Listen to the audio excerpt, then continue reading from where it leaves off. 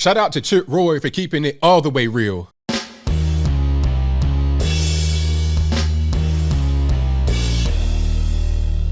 How's everybody doing? My name is Anthony Brian Logan, and today we got to talk about the U.S. House Rep from Texas, Chip Roy, destroying the whole Ukraine, I guess you would say, emergency funding bill. They're talking about sending Ukraine $40 billion. Now, understand this. I'm not sitting here saying you should support Vladimir Putin or whatever. I'm not saying you should support either one, the Russians or the Ukrainians. Quite frankly, that's their problem. That's like a Slavic civil war. That's not really our business over here in the U.S., right? That's their business. Let them handle it. We don't need to be in the mix. Why are we sending $40 billion, $800 million, $3-4 billion consistently? Why do we keep sending them so much money? I think it's because there's a proxy war we're fighting against Russia. NATO was fighting a proxy war against Russia and Ukraine. It's not even really about Ukraine and trying to help them. It's about trying to fight Russia indirectly rather than just waging war on Russia and having U.S. planes and tanks and boots on the ground in Moscow, St. Petersburg. We're going to fight them in the Donbass region and Odessa and Crimea and places like that.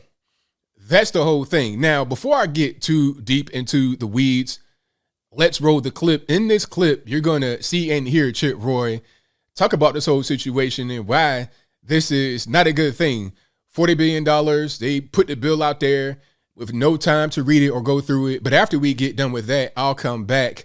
I'll talk about what was said there. Then I'll give you the rest of my 2 cents and my deep, detailed analysis. And then I'll wrap it on up with a nice bow on top. So without further ado, let's go ahead and roll it. Madam Speaker, the gentleman from Maryland talked about protecting this institution but we got a $40 billion bill at 3 o'clock in the afternoon. I haven't had a chance to review the bill. My staff is poring over the pages, trying to see what's in it. You want to talk about the institution? You want to talk about standing up alongside Ukraine? Why don't we actually have a debate on the floor of the People's House instead of the garbage of getting a $40 billion bill at 3 o'clock in the afternoon, not paid for, without having any idea what's really in it, with a massive slush fund that goes to the State Department, $13 billion, $8 billion for the Economic Support Fund, $110 million for embassy security. We've got $40 billion that is unpaid for, and you want to sit here and lecture this body about what we're going to do or not do about standing alongside Ukraine? Why don't we talk about the American people who are hurting, the wide open borders, the inflation that's killing people, the jobs that people can't get because of the cost of goods and services in this country? Sitting here and being lectured to when I don't even have time to look at a $40 billion unpaid bill. I make a motion to adjourn. All right, so you saw that, you heard that. Now, bravo to my man Chip Roy. That's what I'm thinking. I know a lot of you guys probably thinking it as well. Again, it's not even about trying to support Vladimir Putin. The media have done a very good job in making it be about, if you don't support Ukraine, you support the Russians. You are a traitor to your country because Russia, they're the bad guy, right? They're the bad guy. And if you support them in any kind of way, you need to be excommunicated. You need to be thrown in the gulag, making big rocks and the little rocks. That's how they framed it. But I'm like this. We have actual problems going on right here in the United States, correct? I mean, the inflation is out of control. People can't afford to get certain things that they need. There are shortages of certain things.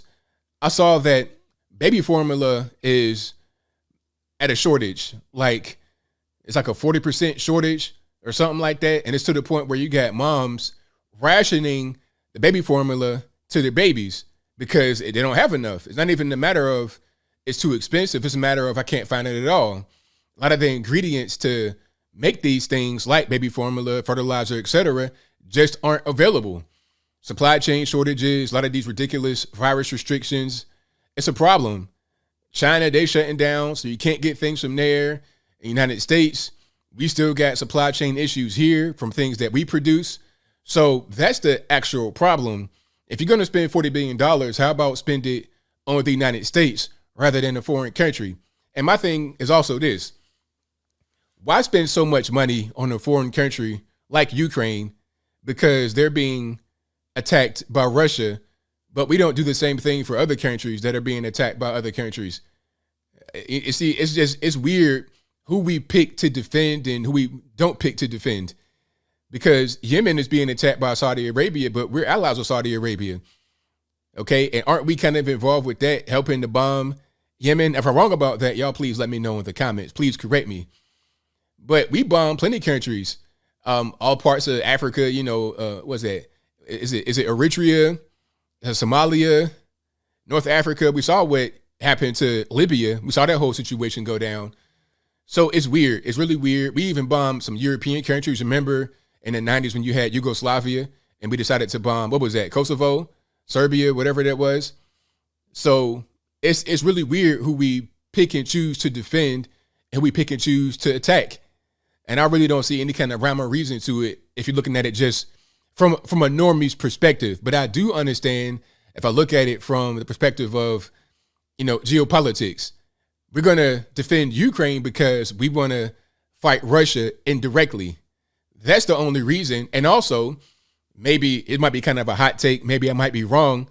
But there's also the issue of Ukraine having sometimes ties to the Biden family.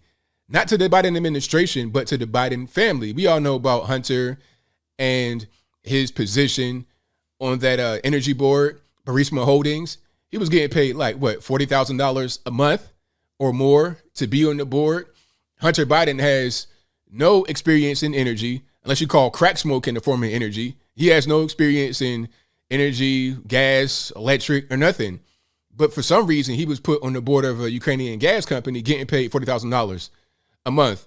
And Joe was able to successfully, I guess you would say, bribe, maybe that's the correct word, Ukraine into dropping a prosecutor who was looking into Burisma Holdings.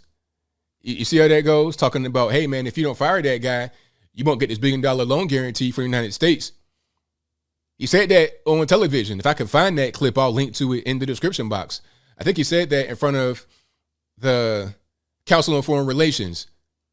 So maybe there's some personal things going on. Maybe you have the proxy war against Russia. That's kind of what's happening. It's geopolitics. The media have done a very good job in making a lot of us believe it's about trying to stand with Ukraine and they deserve our help. They deserve our attention. But we don't say the same thing about other countries that are being attacked, other countries that are being bombed all the time. We don't do that for them. And sometimes we bomb countries ourselves. So it's just weird. $40 billion, absolutely not.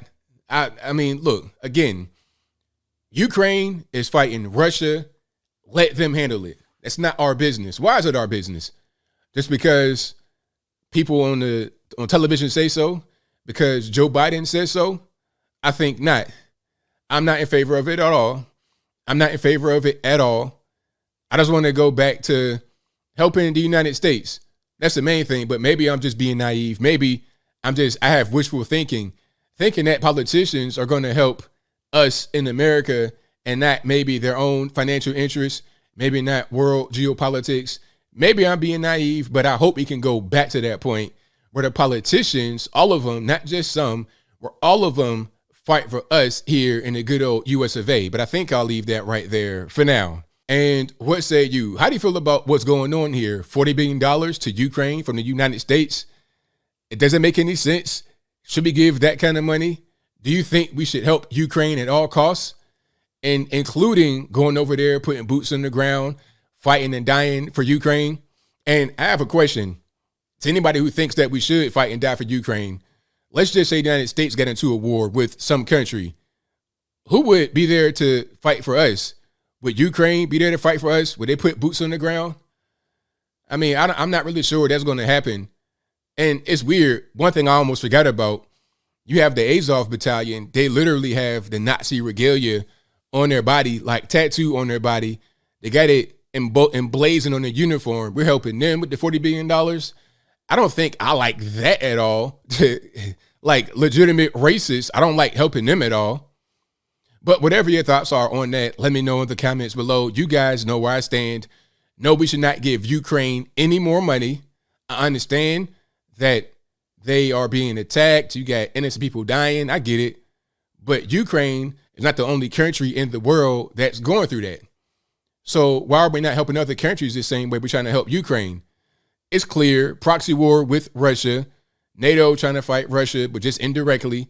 They don't want to put American boots on the ground in Moscow, so we're going to fight them in Ukraine. That's what's going on, in my humble opinion, and I think that my opinion is 100% right.